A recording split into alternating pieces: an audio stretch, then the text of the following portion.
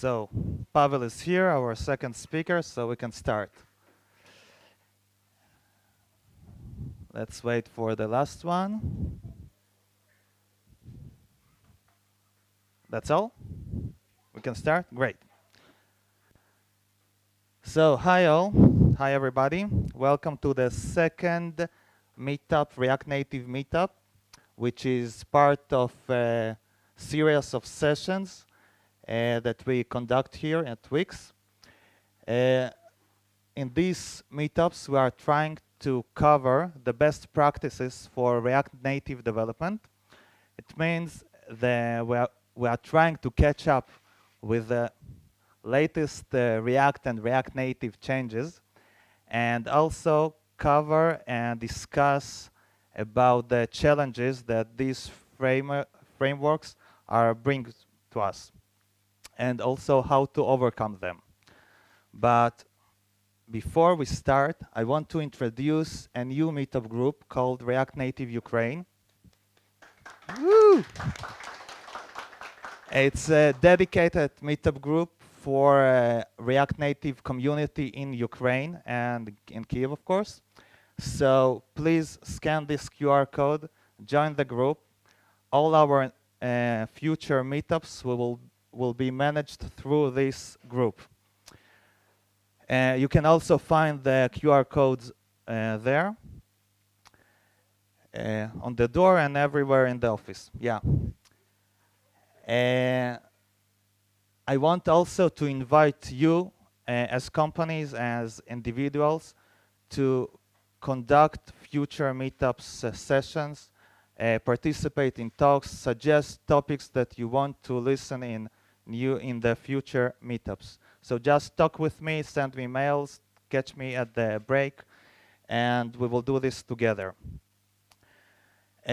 Before diving to the talks of our great guests, I want to speak a bit about what are we doing at Wix and what are we doing at mobile at Wix. So if you are not familiar with Wix, we are building a platform for managing small businesses, starting from creating an awesome website using our website constructor. Wix is a big company. Our engineering is spread across 4 sites: Vilnius, Dnipro, Tel Aviv, and of course Kyiv, here, where we are now.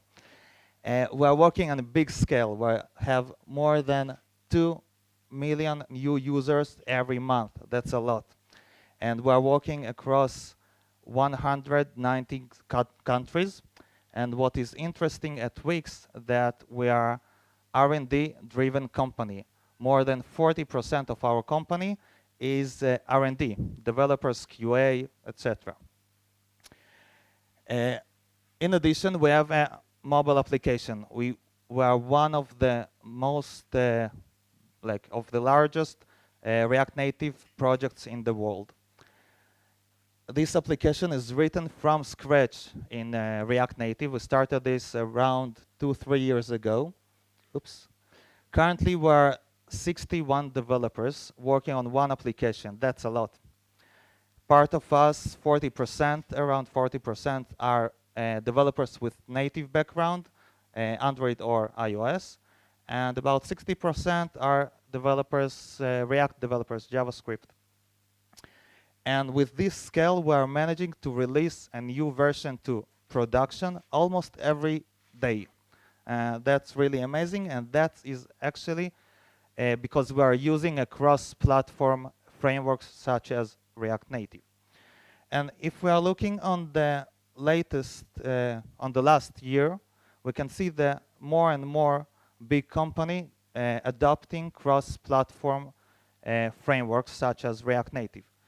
Of course, Facebook, but in Facebook, only the marketplace area is React Native. The rest of the application is fully native.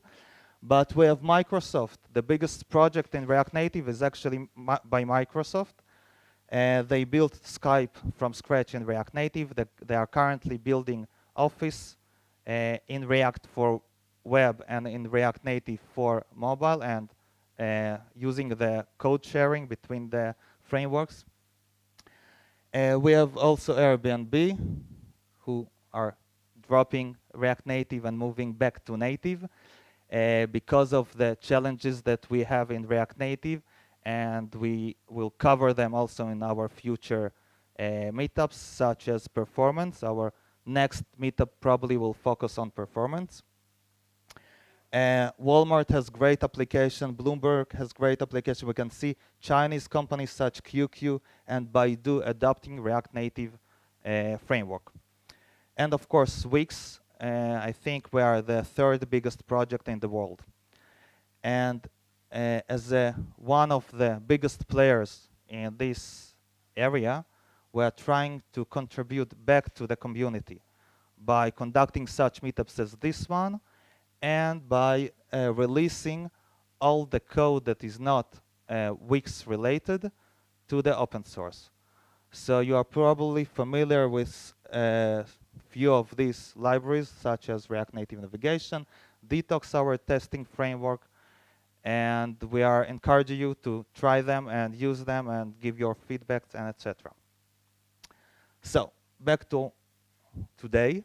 Our agenda for today is we will talk about Ran, also from Wix, will share his knowledge about testing and his approach for what we should test and what we should not test in React Native. Following that, Pavel will do a recap about a new stuff and new interesting changes in React and React Native. And after that, we will have small party with cocktails, drinks, and mingling. So have fun, and let's start.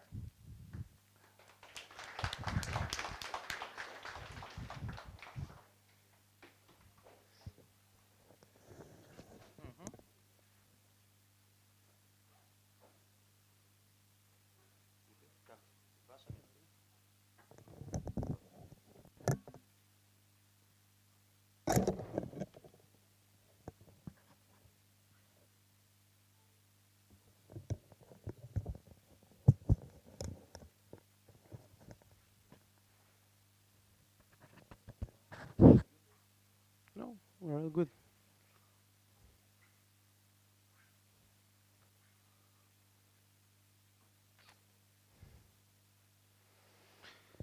So, you're ready.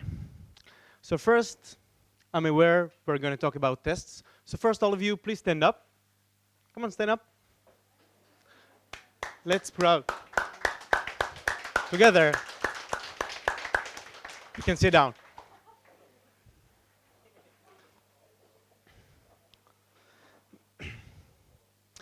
I'm Ran. My name is Ran. Do you hear me? All good?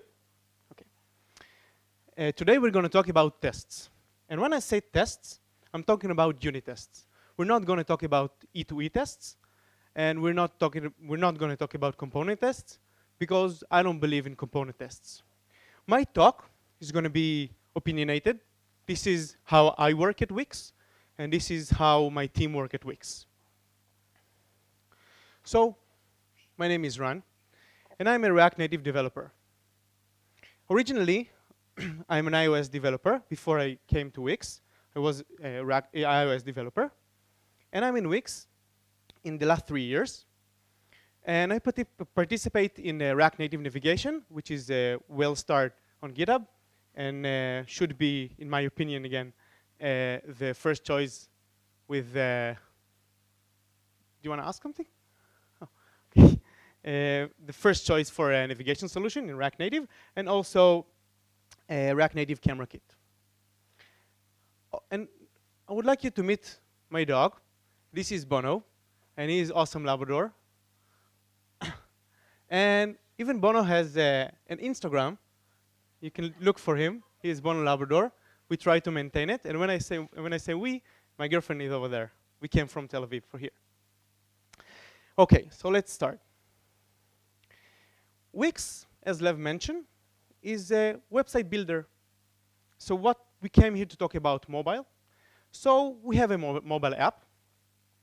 As Lev mentioned, it's React Native since day one. We are a greenfield application. And when I say greenfield application, I mean we never had a native application before that we add React Native in it.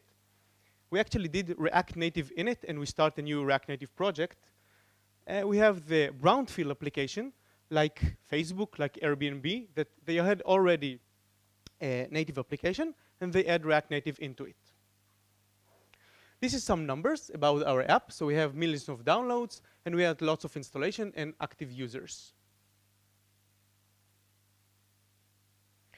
As Lev mentioned, we are approximately 70 developers in 4 sites: Tel Aviv, Kiev, Dnipro, and Vilnius. We wrote many React Native open source, approximately 60. Some of them are more maintained, some of them are less maintained. But basically, we are very encouraged to write open sources. So in my talk, I would like to show you and answer 3 major questions. The first one is, why to test? Actually, we're adding more code. More code is more thing to maintain, is more error prone. Maybe our test is not good enough. The second question is going to be, what to test?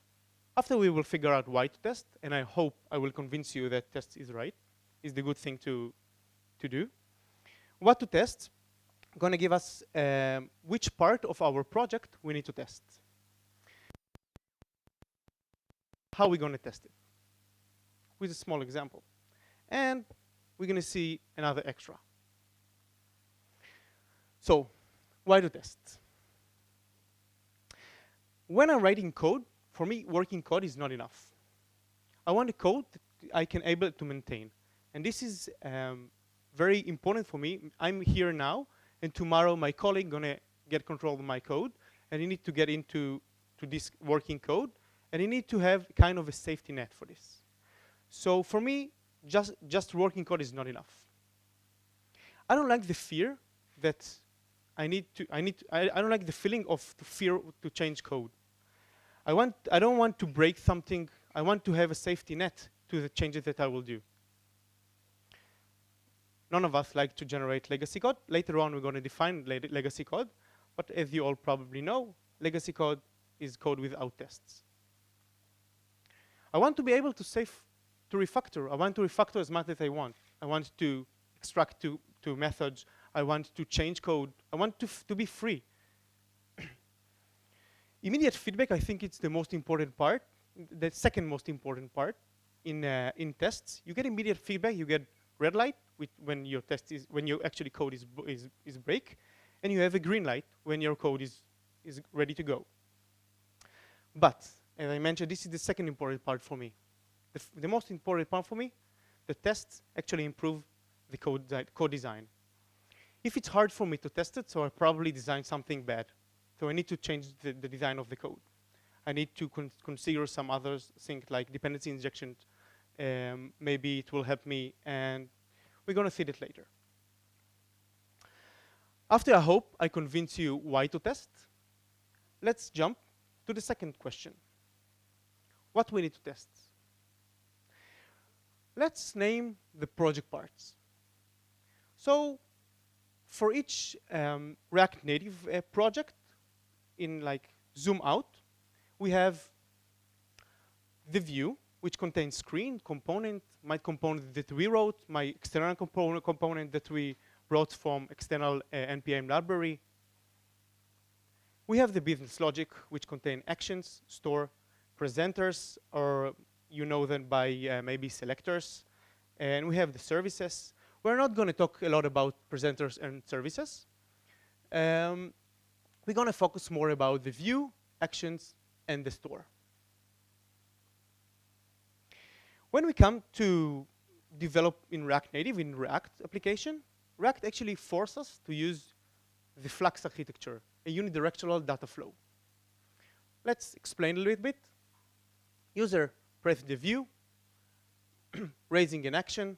The action does what it needs to do, maybe call to a service, maybe fetch for maybe a network request, maybe going to a database, like internal database. After he figured out all the stuff that he brought from outside or inside, he changed data in the store. Data change in the store, we get the state management maybe Redux, Mobix, or we use one of our open sources is Remix, that the store is binding with the view. So actually, the data is binding with the view. So if something changed in the store, so the view gonna be changed. Let's dive into each element. First, actions. So actions are the actual worker. They're actually doing the work. They update the store. They fetch network requests if they needed. They interact with the services if needed. We want it tested. We want to be 100% coverage. We want maybe 100% code coverage if we're using TDD. So for sure, we're going to TDD with action part. What we need to test in action? For me, I test only side effects. Let's define what side effect is. So side effect modifies some state outside its local environment. It's a bit tricky because when I say local environment, for me, it's the same file as the action is written. If it's like a class or a static functions. No matter if actions call to another action, I don't need to test it. It's not a side effect. If the other question has some side effects, so it's something else. Actions might call setters, getters from the store. We want to test it. This is side effect, pure side effect. Fetch some data from the network. Might call to services and might broadcast event or message. Of course, we want to test it. Let's see a classical actions. I hope you can see all them in the back. This is the biggest that I could do. So here we have the get to do. Should be get rockets. So first I set the loading. Of course, I want to set it. Then I fetch some data. Then I filter something, which, as I mentioned before, this is not side effect. I play with the data. Like I don't need to side effect. You can be very religious, and you can say that you can mock Lodash here and be ready that filter is being called. But let's be less religious than this. And then I set the data, and finally I set the loading. So basically, this is a classical action. Stores. So stores hold the application state. All the internal application states is in the store. We have the initial state and all the data that has been changed. Store include getters and setters, as I mentioned before, and also selectors. If you don't like to have selectors in your stores, you can use presenters, no matter, unless we want to have a test. We want also to have it like 100% tests. What we need to test in store? When I come to test the store, so I prefer to test it like before and after. First, I have the initial state or predefined predefined store state, and then I want to change it. I want to change after the state changed. Let's see example. Very straightforward state. So we have here the data. We have the getters. Remix, as I mentioned before, this is our open source. We use it for the state management. You can use Redux or Mobix or some other state management. So we have the getters. Here we have get data. And we have the setters.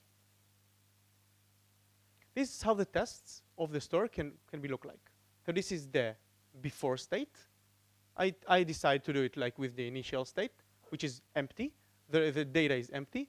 Then as I set the data here, with of course mock data, and here I test the after the state change.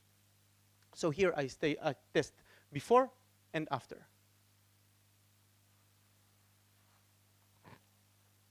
Views. So here come my personal opinion part. I don't test views. I don't believe to test views. For me, views is a component for building UI. When I say component for building UI only, it's like no business logic in my views. I keep it that I won't have any business logic in my view. Views might call to action, might listen to data change from the store, and might use some modified data from the presenter or the selector. And again, I don't test it. But we need to test in Vue. So I have a rule of thumb, something that I more or less invented, logical if. So I keep my views without any logical if. This is a logical if. Here, you see that the Vue actually know a lot of stuff, stuff that he doesn't need really to know about it. He knows that rockets is an array. He knows that the array might be bigger than 3, and he actually make a decision and he renders something which is not something that infer directly from the store. This is something that infer directly from the store. If it's loading, if I got is loading, so I'm rendering the loader. It's very classical render function.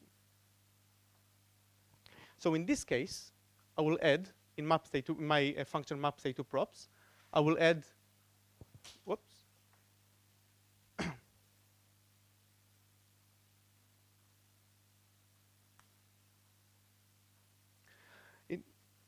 Back here, if I need to fix it, so I will add a property.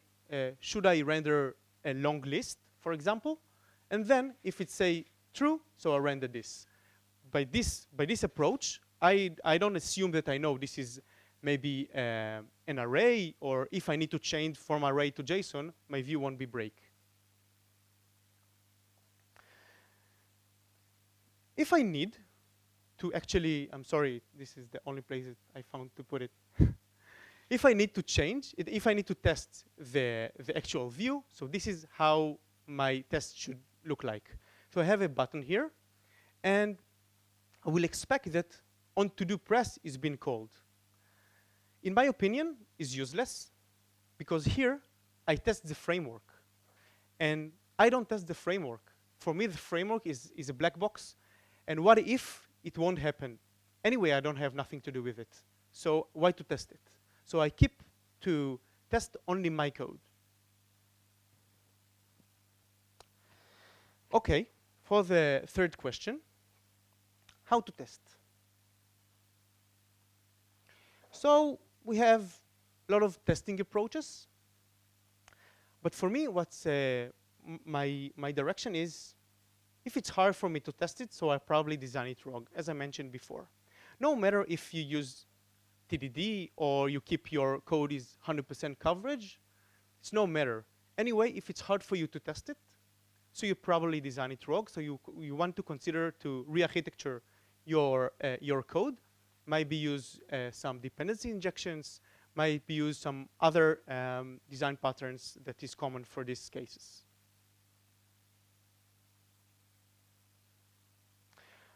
Let's talk about how to test with example.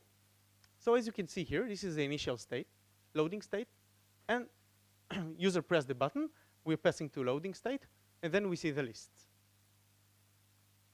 Initial state, user clicks, loading state, and we're showing the data. OK, so the initial state, we don't have data. So I render these rockets. And by the way, probably you wrote it, you read it. We are in rockets. So this is how this render look like. If loading, I render loader. If not, I'm rendering this view.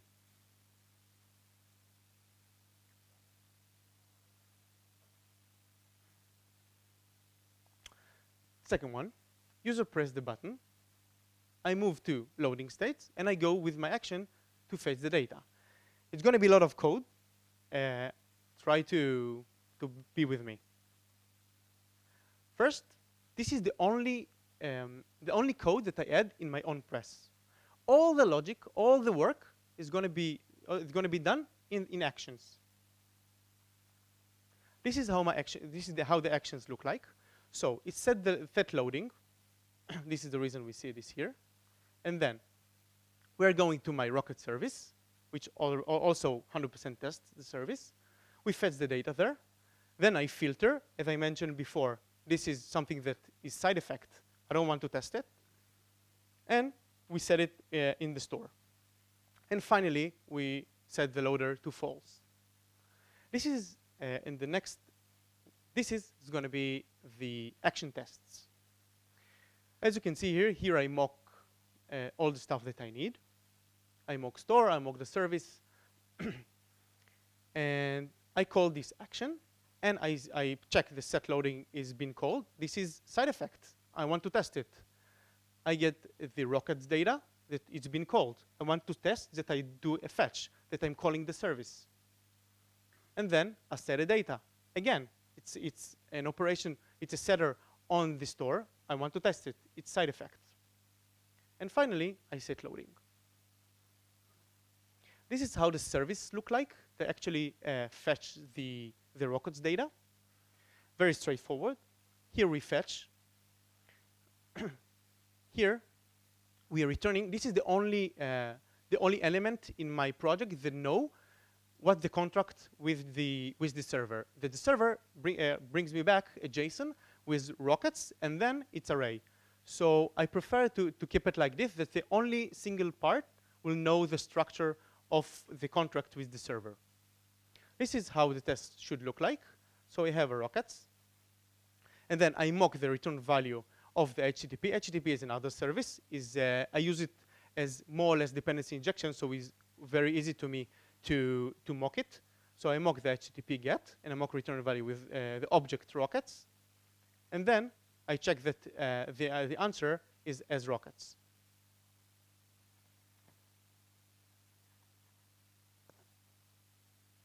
And finally, data arrived, and I show the list. Map state to props, I hope you're all familiar with. It's by Redux, by Mobix, also by Remix. Map state to prop, this is actually what connects the store with the view. And here, this is how this screen renders look like. So if it's loading, so I show the loader. Otherwise, I show the list, the button and the list. As I promised, I have some extra. This is my favorite GIF. I really like this guy. During my work, I deal with legacy code many times. So first, legacy code, as we mentioned before, is a code without tests. I found here a really nice quote that we're gonna read it together. That I really believe it. Code without tests is bad code. It doesn't matter how well written it is. It doesn't matter how pretty or object-oriented or well encapsulated it is. Well tests, we can change the behavior of our code quickly and verifiable. Without them, we really don't know if our code is getting better or worse. I really connect to this quote. I think it says that no matter what we are doing and how our code design is good, if we don't have tests, so we pretty much are very tight coupled with the current implementation. Okay, so as I mentioned before, I deal during my work with a lot of legacy code. So this is how I handle this. First, we have, if I'm looking at all the test suites that we have, so we have E2E tests, and we have mocked E2E test. This is a full E2E test with the real servers. This is the mock servers, but again, it's E2E. We checked only users' flows. And we have the unit tests. So first, we start with what we have. We have a working code. Let's work with it. This is the only thing that we have. I tried to wrap my working code with as much as confidence that I can with E2E tests. I have working code. This is the only thing that I have. I'm afraid to touch even line of code because I might break something. So I work with the stuff that I have. So I add a lot of E2E tests, as much as coverage E2E tests that I can. When I say coverage, it's not as like 100% code coverage because it's not exactly line of code. It's more like flows coverage. Then I refactor, and I keep in mind that each time I refactor and I'm adding a new code, I keep to add a unit tests. And I go back to 1 if I need. To add more tests, refactor, add unit tests to the new code, back to 1. Let's sum up. Let's wrap up what we talked about. So first, we understand why we need to test. I hope I convince you. Second, we answer what to test. And third, and how to test. Finally, you got some extra dealing with legacy code. And basically, that's all. If somebody have some questions, we'll be happy. The first 5 questions are going to get Duck. Yes.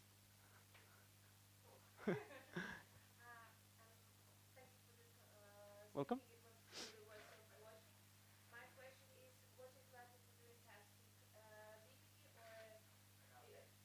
Sorry.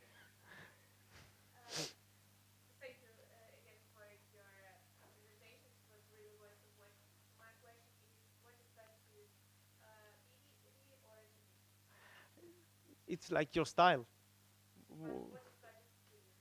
For me, I'm not that religious. I'm writing the code, and just like after this, I'm writing the tests. I'm honest. I'm not using TDD. I think it's so hard to keep TDD workflow. It might delay the development prop. Yes, but it's like more of, yeah, it's the style. Okay. Just a second. You're going to be the next speaker. You're going to get this for free. Oh.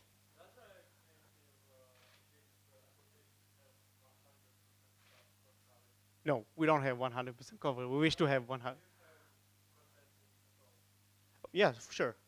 Our application architecture is by modules. We have like tens of modules. Each module is completely independent. He can decide his state management. He can decide his test strategy, and he can decide his code coverage. We try to be as much independent as we can.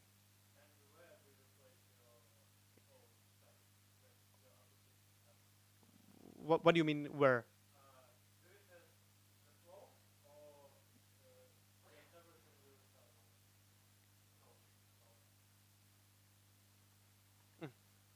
Here, oh, no. Here, oh. Here we have the test pyramid. So we try. This is all the three major tests that we have. We have E2E tests. We have mocked E2E test. That from here, this is the developer writing. I in charge to write unit tests and mock E2E tests. E2E tests is the responsibility of our QA team, because they looking at our application as a black box. They doesn't know how the code is really implemented. It's like input, output.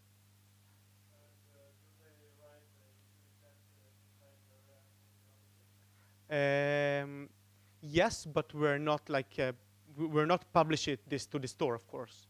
It's like ignore.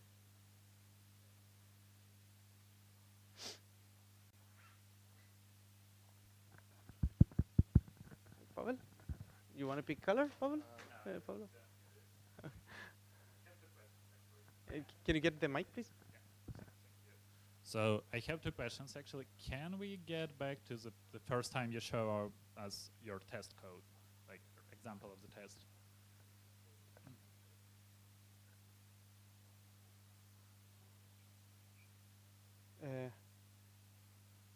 Of the store? Yes. Yes, when you're fetching data. This one? Ah, fetching data. Fetching data. In the example? Yes. No, not example, but yeah, test example.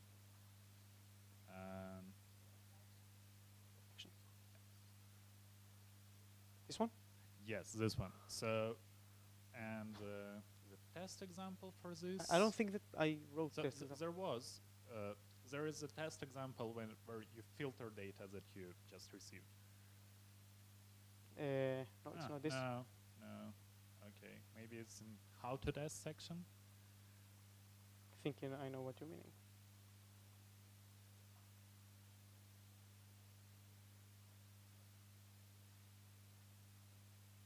This one? This one? Yes, this one. So, like, if you're not testing side effects, what's the point of filtering mock data here?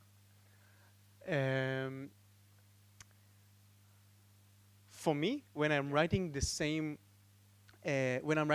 code in the actual action and in the test, you see it's exactly the same code. Yeah, so it's like for me, it's forced me to write TDD, because TDD, it's like I know that I need to filter anyway in the test, so just copy paste.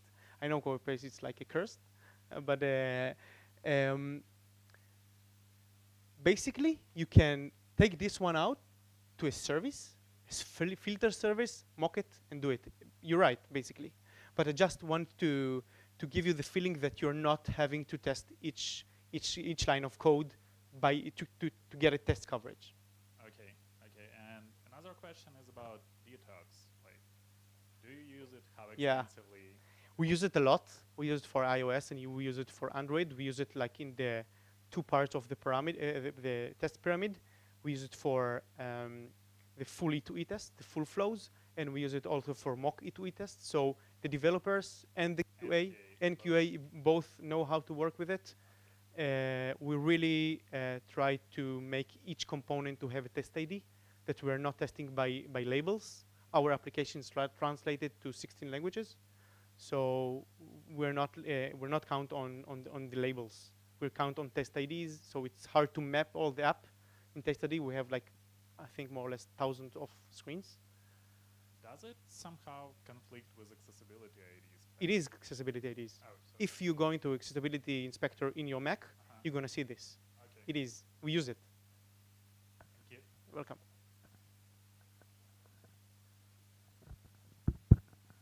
Okay, first of all, I want to thank you. You want to pick color?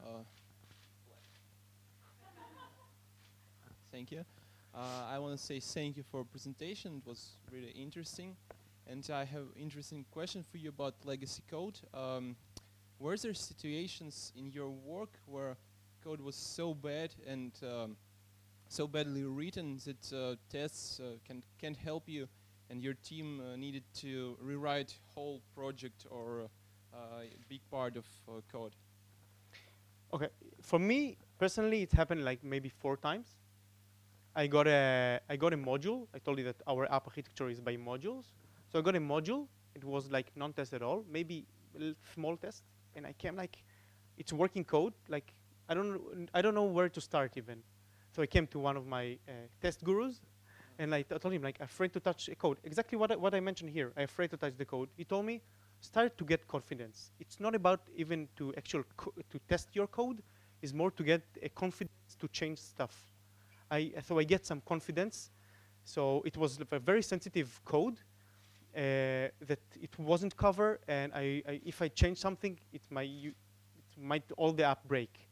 So I got like confidence, and then I was ready, and I had immediate indication for my new code, and I got like, and then I was confident to actually refactor my code.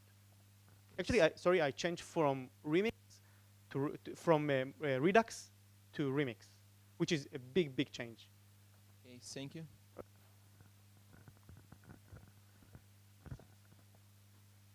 Color? I think it's the best. Thank you for your talk. It was interesting. First question about actually this test. Yeah. What about tight coupling your test code to the code in your action? What do you mean, like? Your test defines your code if you're using TDD or others in other directions. It just when you want to change your function, you will need to change this test. You're right. Actually, it depends. Sometimes you want to change, if you change the exact function, so probably you need to change the test. But if you change some other function and this test change, so you understand that you broke some other things, that this is your safety net.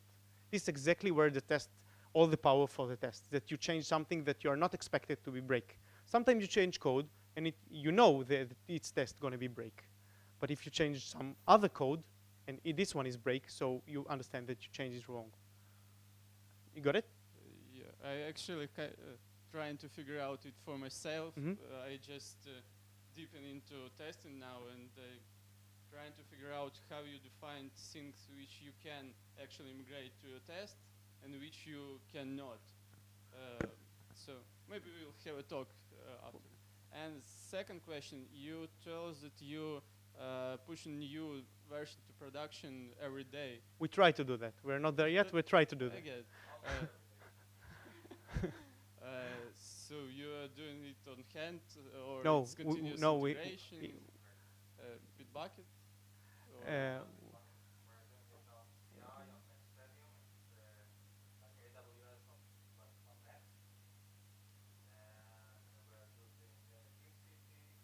yes. Fastlane, of course. Okay. Thank you. Thank Welcome. you very much. Who wants the last duck? Question? Yeah. Get it? Oh. Thank you. So I have one question. You told that you think you don't need to test views, and I want to ask you why, because we can use snapshot or something like this. Ooh. No, You're talking about like visual tests? Yes. Visual tests is completely complicated. Visual tests it's hard. I didn't see any visual test framework that I can work with, but visual test is super hard. Even E2E tests is not enough for visual tests, because maybe the computer gonna say this one is on the screen with size 0 and everything, like the width 0 and height is 0, but the test gonna pass, but you won't see it like on screen. It's gonna happen. Visual test gonna break. But and if we can test functional components that have no state, and in this case you also don't have any. You can have like failed test. Say it again.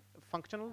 We can use functional components that doesn't have any state, and in this case you think we also can have our test failed. Why? A functional component that you don't have No, any state. I think that we have height like 0 if we use it from state, and there's something not loading at all, and if we have functional test, we can use this for buttons or just for placing in different parts of our screen. And I think in this case we can use snapshot. Of course. Okay. Again, snapshot. Okay, again, snapshot is like a completely other topic. Okay.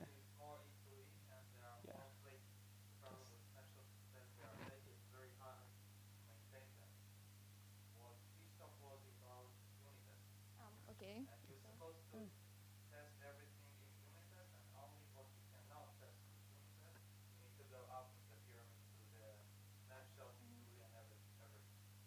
Okay. Thank you. Welcome. Thank you very much, guys.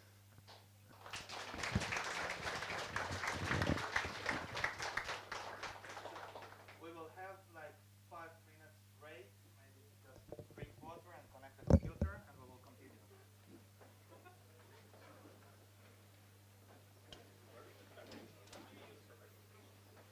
Don't use it. Don't use it.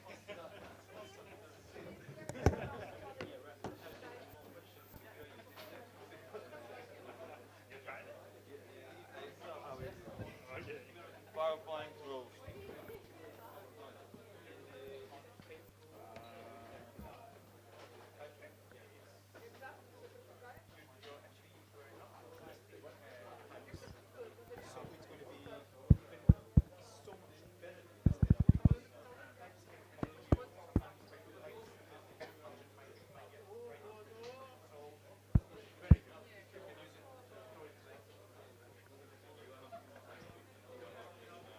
Thanks for organizing the event. My name is Yuri. Just по-русски.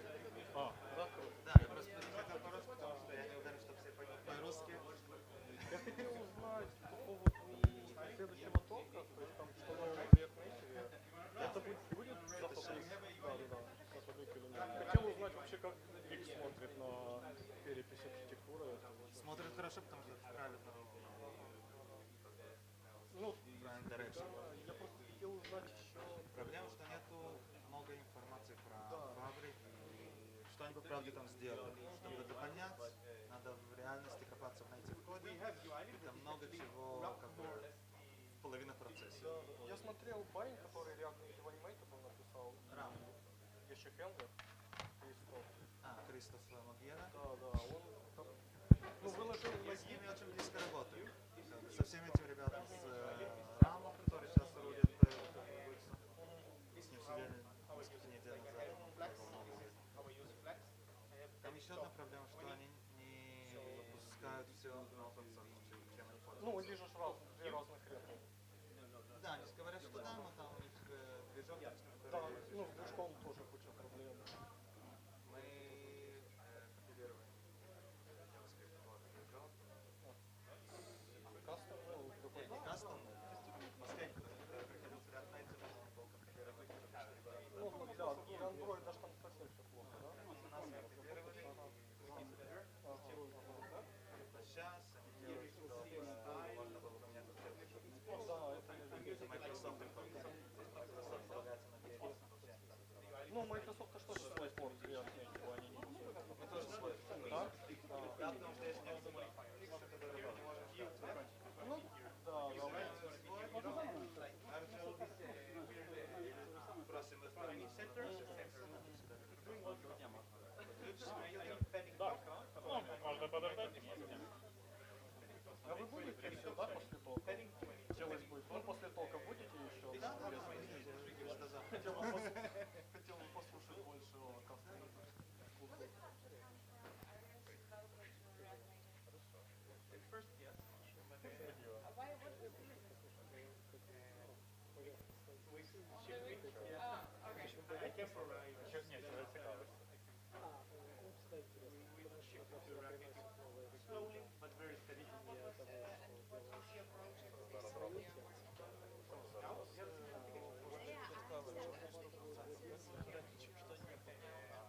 Ты что говорил?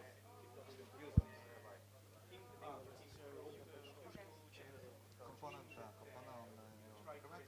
Ну и 100% это я достаточно. О, класс, я покажу это. Там все старайтесь просто время опыли, чтобы написать 100%.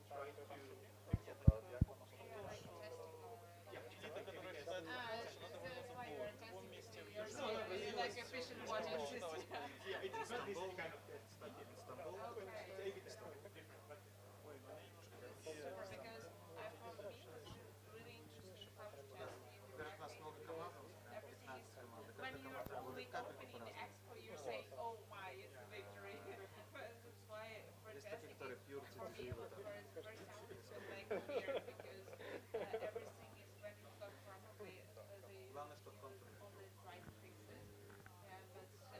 минимально и твои тесты.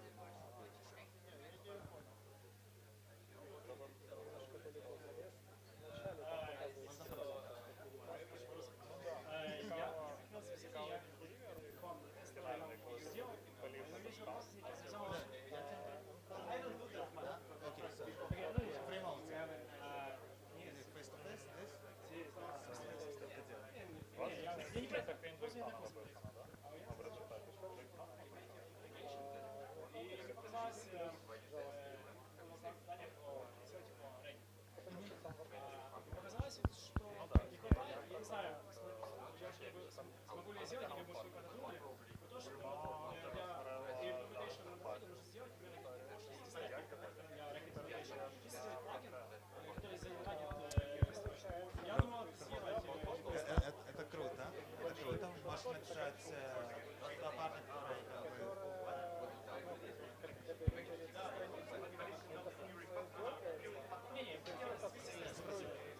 Проблема, что каждая версия React Native, Я видел. нам надо как-то меняться. И каждый Ну, смотри, очень просто, потому что я пришел, когда минимум не согласен. Я такой, блин, пришел вас на минимуме. Я сказал,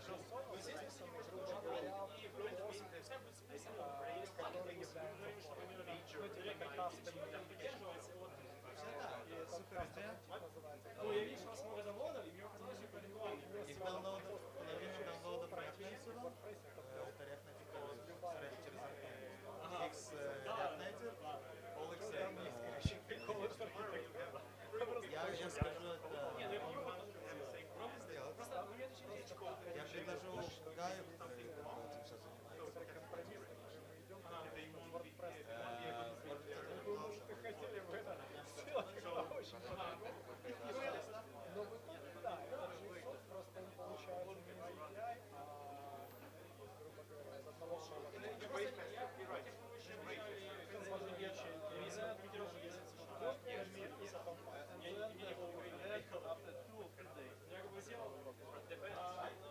как бы сделал,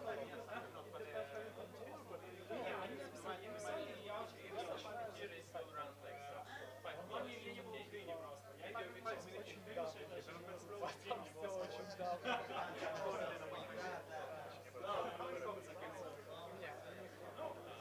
Там ничего такого не переписали.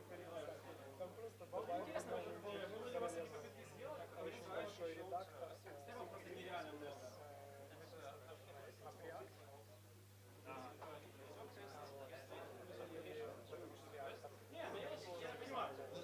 Я спрошу, я тебе пишу.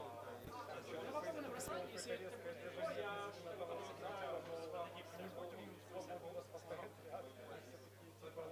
Хорошо, мы уходим на React. Они сказали, что это сделать, короче, то есть я вот думаю, они просто добавили визуальный редактор. Они такой крутой.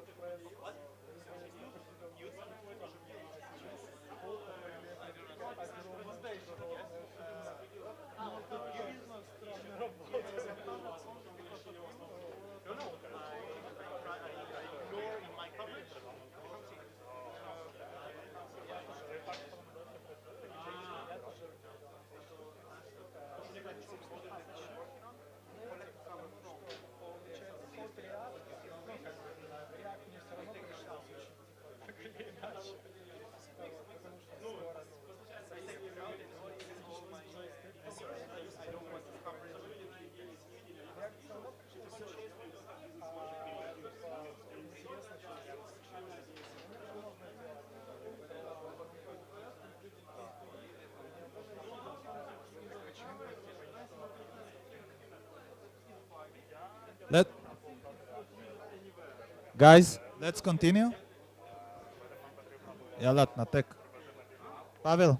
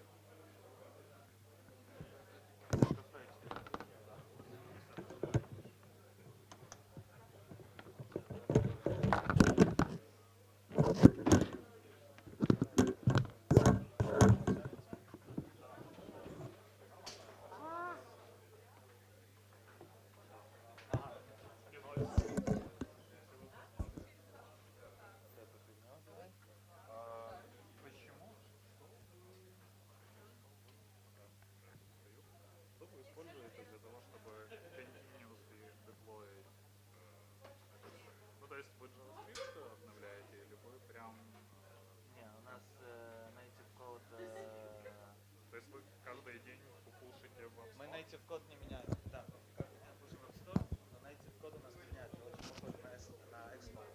Ага. Expo у тебя делает. Ну да. Наверное, в следующий раз мы делаем про архитектуру. Это было бы очень интересно. Так. Yay. So. Let's continue. Guys, inside.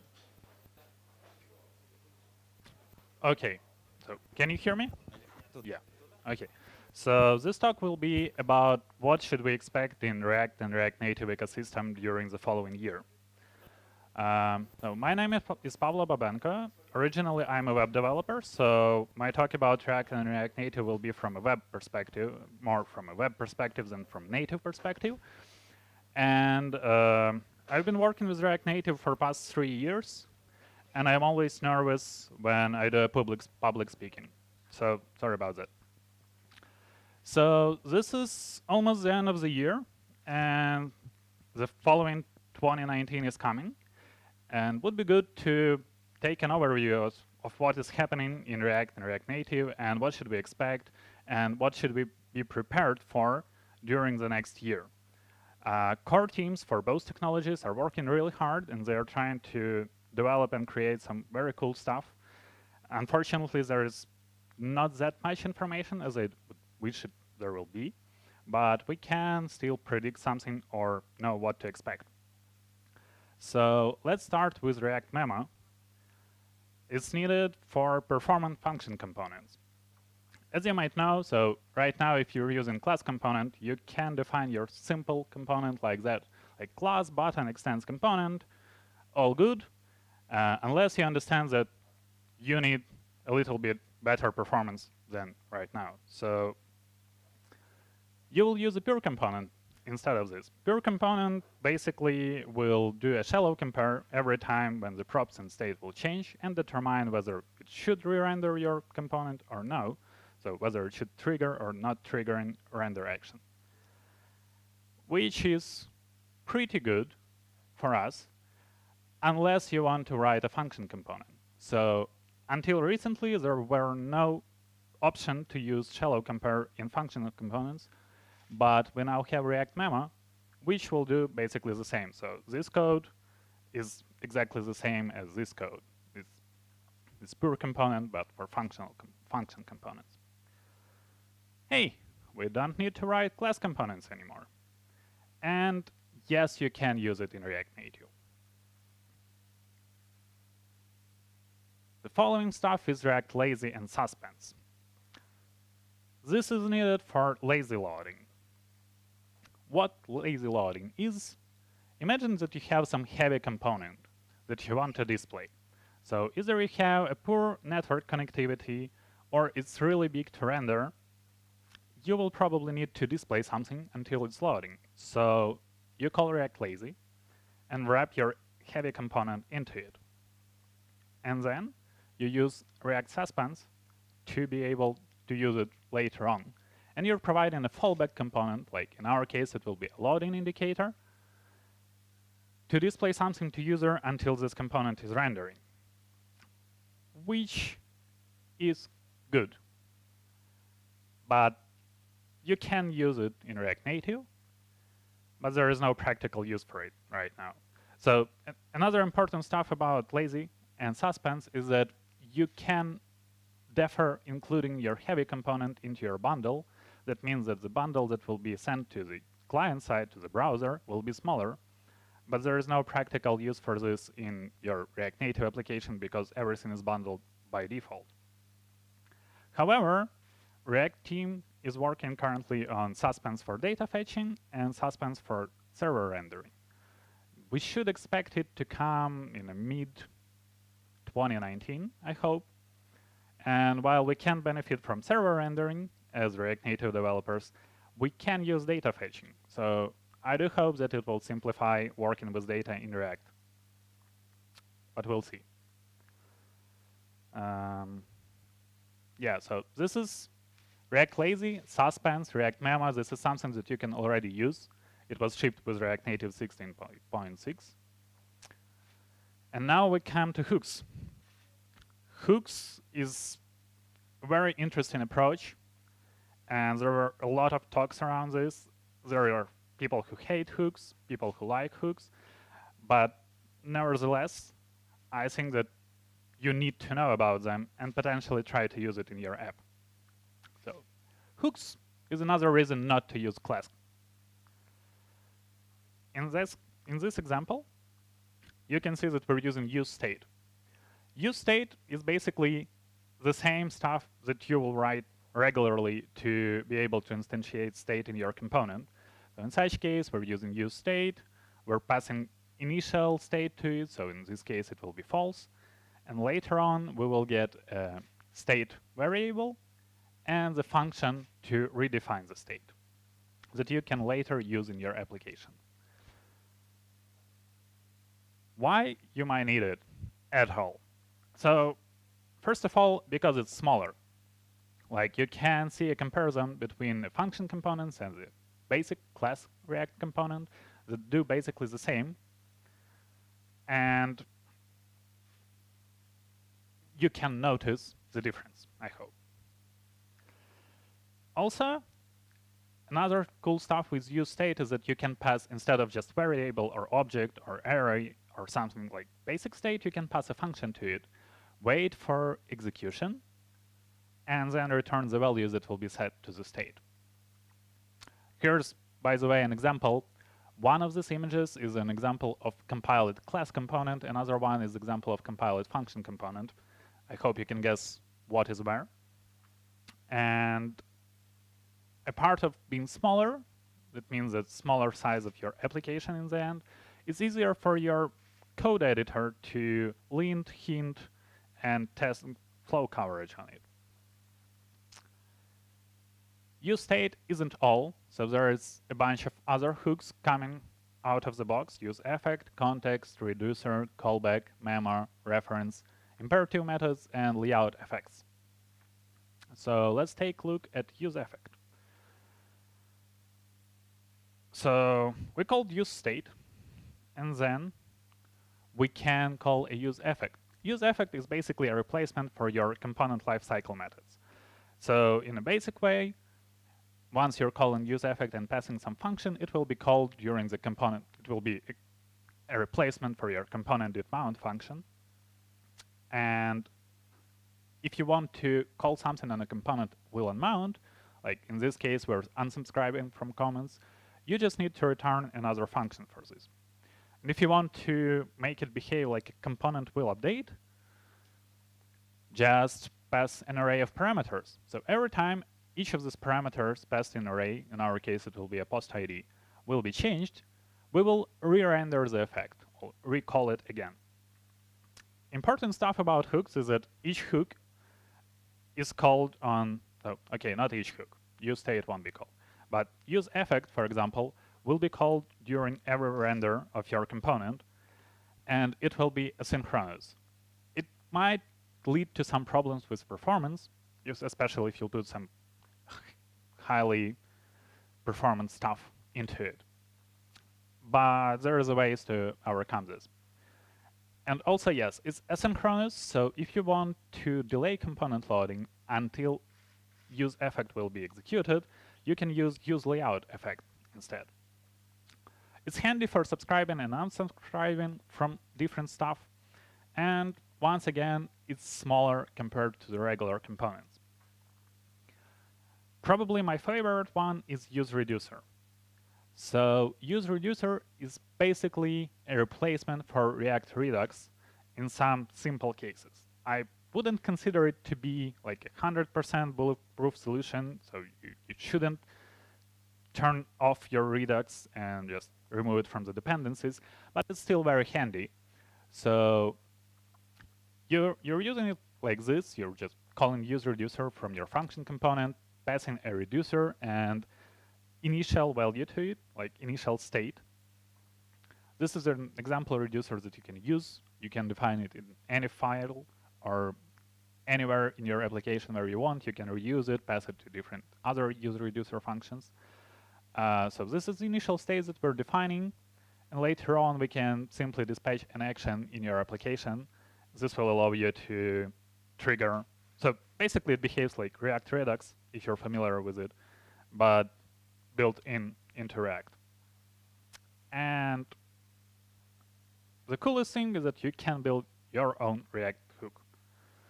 So imagine that we have a feed input and comment input components, and both of them need to determine whether current user can or can't post a comment or post a feed. So to be able to do so, we're creating a function. It's called check posting permission, setting a state like can or can't post. By default, it's false, so we treat every user as a not logged in user. And then during using effect, we're fetching current user permissions, setting this into the state, and returning the results that you can later on refer to in your components. What that means for us, no more higher order components, far less code in your app. Yes, you can use it in React Native, but a little bit more about this later. And it is expected to ship in first quarter of 2019, but there was so much hype driving around it, so I expect it to be shipped in January or something like that, as soon as possible, basically. After that, we can look at concurrent mode, because there is some rend components that can block main thread, and now we will be able to render these components without blocking main thread. So imagine a situation. You have a very long list and a text input with like search for this very long list in your application. And rendering of this long list is quite hard process, and it takes a lot of time to complete. So this blue line is basically the time that needs to complete the rendering of the long list. User opens this component is rendered, rendering is started for the long list, and then user event is coming. For example, user decided not to wait till the rendering will be finished and start searching for something. With current implementation in React and React Native, you won't be able to handle this event until the rendering of the long list will be finished. So this will result in a poor UI, like laggish, and it won't handle your touches properly.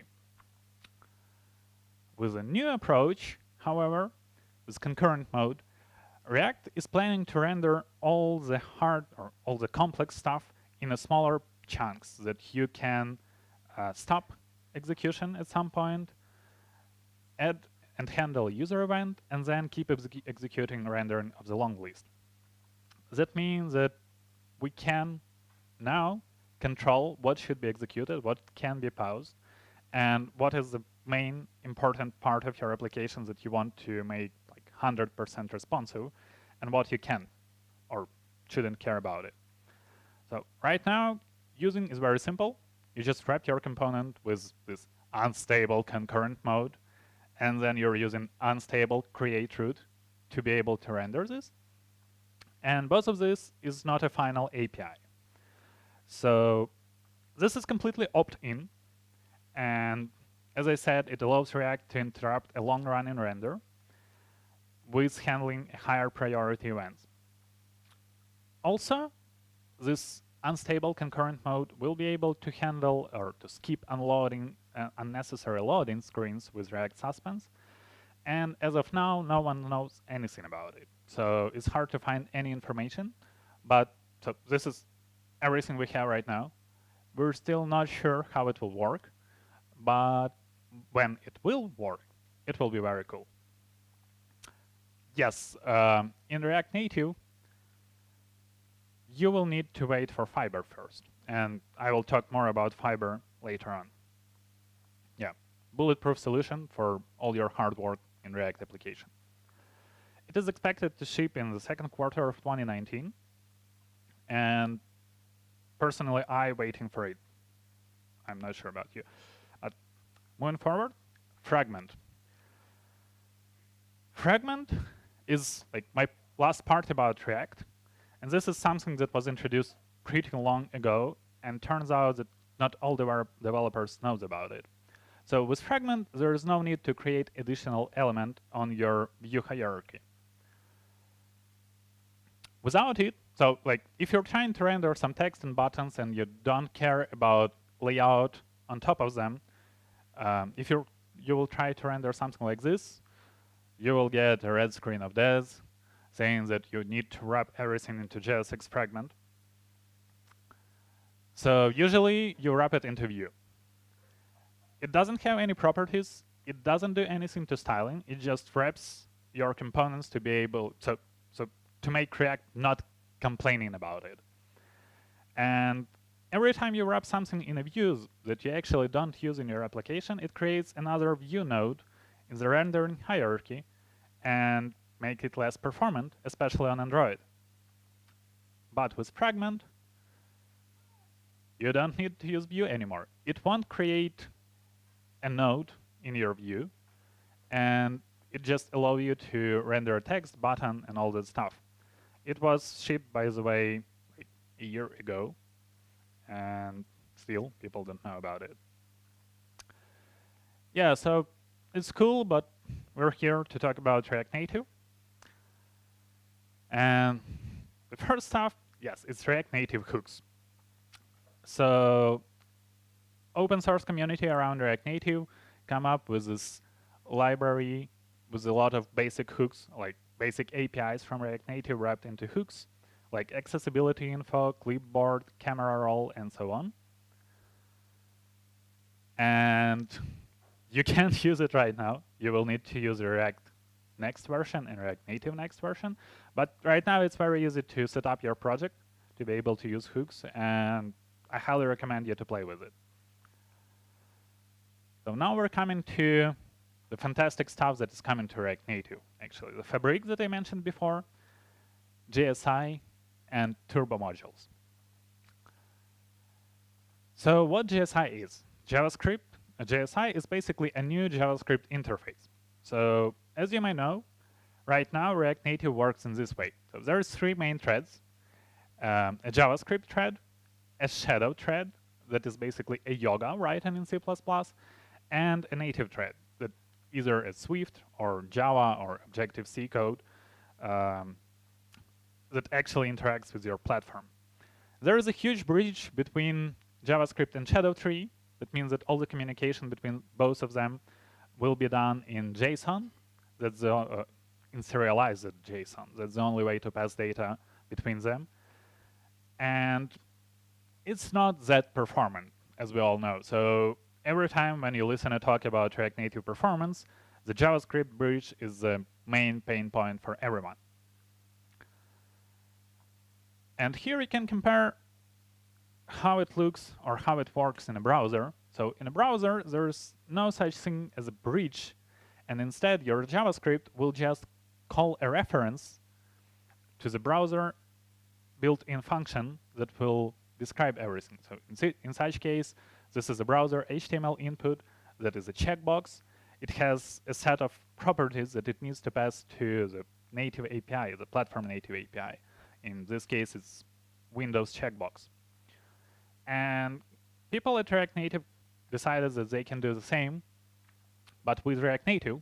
So instead of having a huge bridge, there will be a shadow thread written in C++, having all the properties and methods exposed to the JavaScript. And instead, JavaScript will hold references to these objects in C++. Because communication between C++ and native platform API will be much faster than communication between JavaScript and C++. So imagine this is how it worked before. Imagine that you have a camera module, native, and uploader module, also native. So you're taking a picture with a camera module. Then this picture will be serialized into JSON, passed into JavaScript through the through the bridge. And then from the JavaScript, you will pass the same picture deserialized, then serialized again with the bridge, back to native module that will be responsible for handling upload. So passing the same thing twice, especially if it's quite a big thing, isn't the best solution for performance.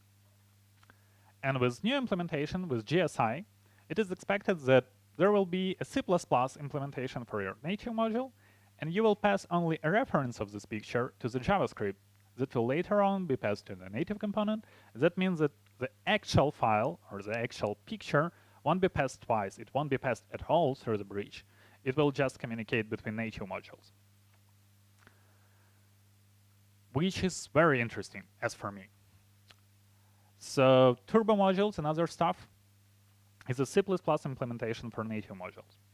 You can basically see anything, but you can imagine that there is a C++ implementation for camera module that just responsible for exposing API to JavaScript side and calling the native side API.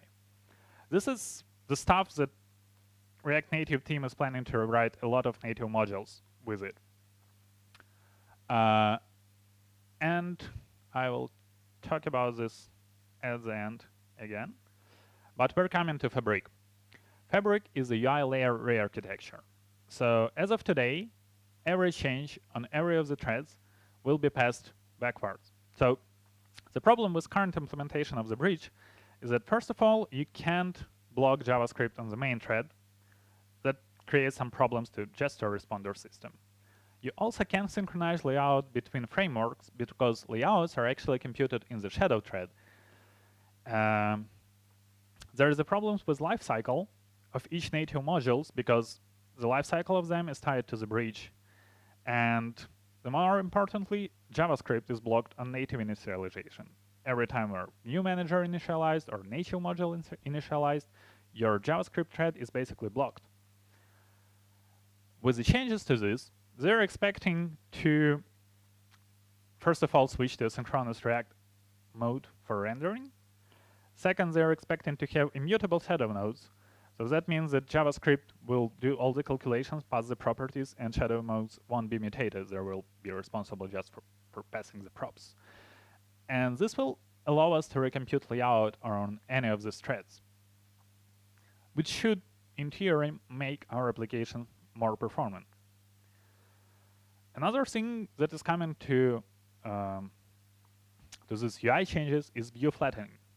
So currently, when you render something with React Native, it generally generates a lot of layout nodes. This is something that we were talking about with Fragment. So every time when you render a view, it creates a node, no matter whether you actually need this node or not. And we can get rid of this by removing layout-only views. So this is an example. At the top, there is a current situation, a lot of small views that are not actually used or visible to the user. And with view flattening, we should be able to get rid of them and leave only the stuff that is visible or changeable to the user.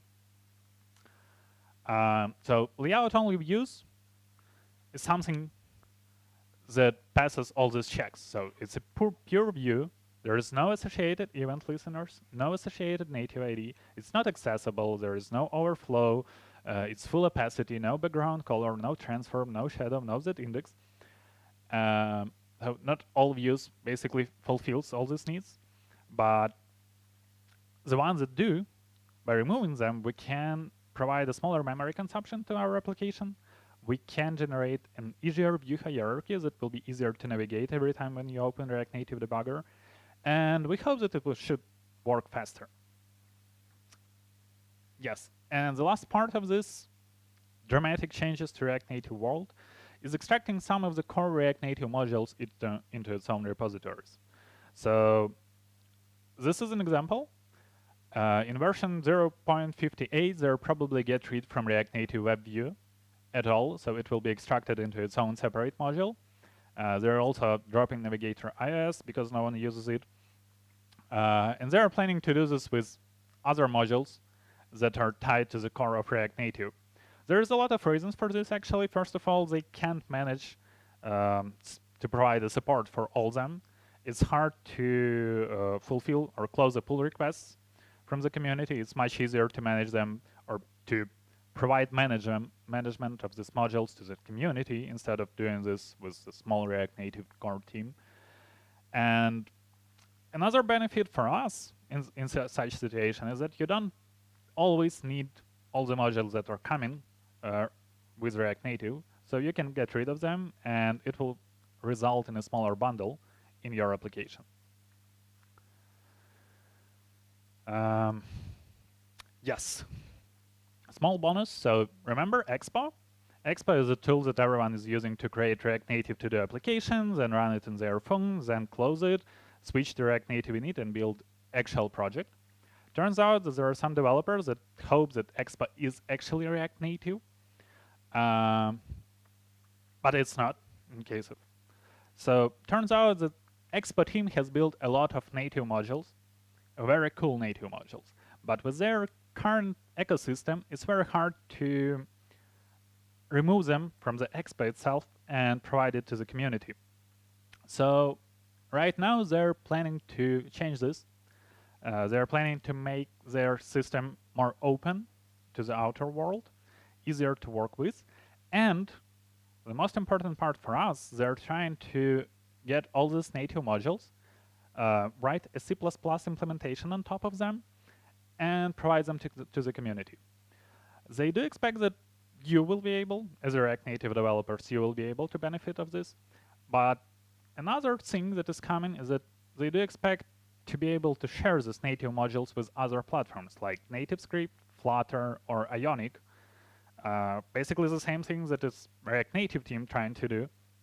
So I would expect that Flutter and even Cordova application will be much more popular during the next year because it will be easier to use or to reuse something that was already written for React Native, which we didn't have as React Native developers before when we started to work with, because it was almost impossible to port Cordova modules into React Native world. So yeah, that's all from me. Don't forget to watch a conference tomorrow. There is a ByteConf conference. It's a very new conf. It's free, open source, streamed by Twitch. So you can just open your computer at any time and take a look at what's happening in React Native. Yeah. Any questions?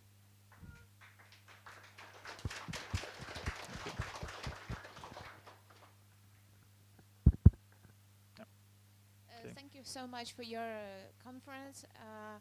It's really great that you are master in your sphere. And my question is, how to, like a code newbie in this sphere, how to keep on track, because React Native is changing over and over again. And months ago, it was a new one, but now it's not used. How to keep in a track? So as a code newbie, the first thing that you actually need to do, you need to develop some confidence in what you already have. So you don't need to look at what's happening in React Native. You don't need to plan at what will be there in a month or so. You just need to become very familiar with the tools that you have. So, example, you're using React Native 0.57. You read the documentation, try to build some application on top of this. Get familiar with ecosystem in general. And later on, you can, whoa, there's a lot of ways. So you can subscribe to React Native newsletter. Here and there, so they usually send a newsletter once in a few weeks or anytime when something important is happening. You can find, there's around 20 people in React Native community who are actively tweeting and providing some updates on what's happening in this community. So you can follow them in Twitter and keep on track with it. But basically, there's no need to know everything, and there's no need to always live on the edge, especially if you're a newbie. You just need to make yourself comfortable working with the tools that already exist.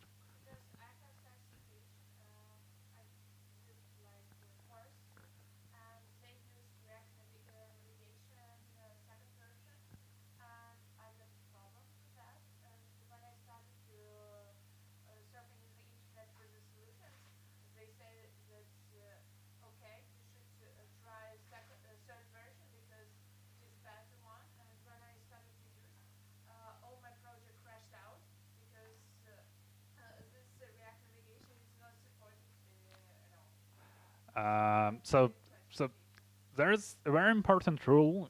So despite the fact that there's an open source community, there's a lot of good stuff happening there. The very important rule there is that if you're asking a question or asking for help, if another person, instead of helping you with this question, just saying you just need to use a new version, fuck them, you know, like, because it doesn't work like that. There should be a solution, or if it won't be, then you probably will spend a month or something like that trying to figure out, and if no, then you can try to use a new version. But like React Native, so React Navigation version 3 came out like less than a month ago, if I'm right, or something like that. So it's still new. The API has changed. You don't need to upgrade your project there. So we're working on a project for 3 years. We have pretty outdated React Native version. We have a very outdated React Navigation version, which doesn't block us from shipping our code and doing a great job. I have two small questions. First, I want to say thank you for such a great speak. And first question is about React fragments. And I know that you can use just empty tag instead of using React fragments. And how do you think, is it good way? I think it makes code more readable. So, because empty tags, I don't know. So it's just a personal preference. I decided to talk about React fragment because I've seen it from my fellow developer in the team, and turns out that rest of the team, so I've done the same talk today for my team, turns out the rest of the team wasn't using fragment, despite the fact that it was introduced a year ago. And they didn't even knew that you can use an empty tag. So this is something that you can be aware, you can use it or not. It's your decision. Okay, and second question is about everything that you talked here about new things that's coming in 19 year. And I want to ask you, did you use all these things already? But it looks like you know everything about this. And are there some group of coders in Wix, for example, who are using it already and are ready to use it when it's come up? Okay, so first of all, I'm not working at Wix. Okay. So this is more a question to Lev than to me. I'm pretty sure that there is almost no person in the world. Okay, there might be few that are using all this stuff right now. Because it's still in a draft state. There is around 10 to 20 persons who are very interested in React Native ecosystem in general, and they're trying to use it in their pet projects or maybe in production projects. We're not using all this at all, and I doubt that we will start using it anytime soon because like we have a huge technical debt that we need to support, and it's always hard to switch to new versions. But we will try, definitely. So once everything will be shipped, and we will wait for a few weeks, maybe a month, to get enough responses in Stack Overflow for everything that is not working. And after that, we will try to implement it in our system. Okay, thank you. I'll answer about Wix. We are not chasing about for the newest stuff. For example, we're just now updating for the React Native 57. And we are more driven by problems. When we have problem and we need to find a solution, and if the new version of some library is giving us the solution, then we try to update and understand how they solved it. In general, this is what we do.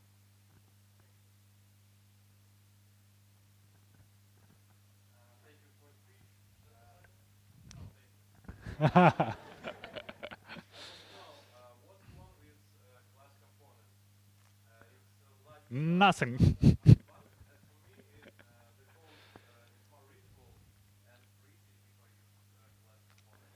Okay, so this is more a question about hooks in general, as I understand. I was introduced to hooks by my fellow coworker a month ago. He created a good demonstration for this with live coding and examples and so on. And I wasn't convinced, like, okay, yeah, it works, but what for? When I was working on this presentation, I tend to like them more. I think hooks and function components in general are very handy when you're trying to write something simple, or maybe something with medium complexity. But there are definitely the cases where class components is still the first-class citizen. And so I don't have anything against classes, just for reference. It's just another way of writing your code that might be cleaner or might be clearer. And in general, it might be easier to organize your code with functions instead of with classes. Because sometimes my classes got very big and it's very hard to navigate. This is more my problem than the class problem.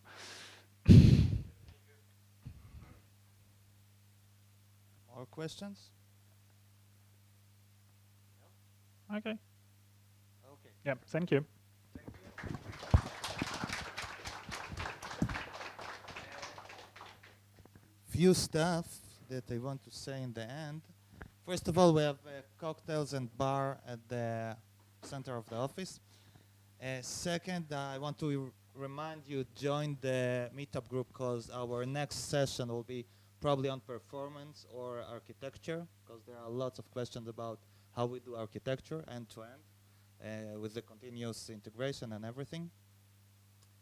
And that's all. And we are always looking for new people to join our team. And you are all welcome to to talk to me, send me CV, everything, and have fun.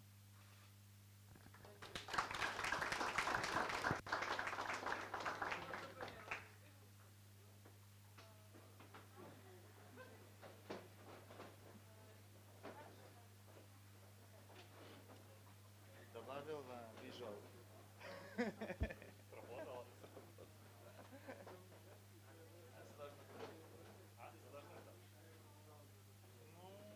Я не знаю, как аудитория, по-моему, успешновато. Но вообще здесь тяжело, да, что-то. Тяжело сделать это.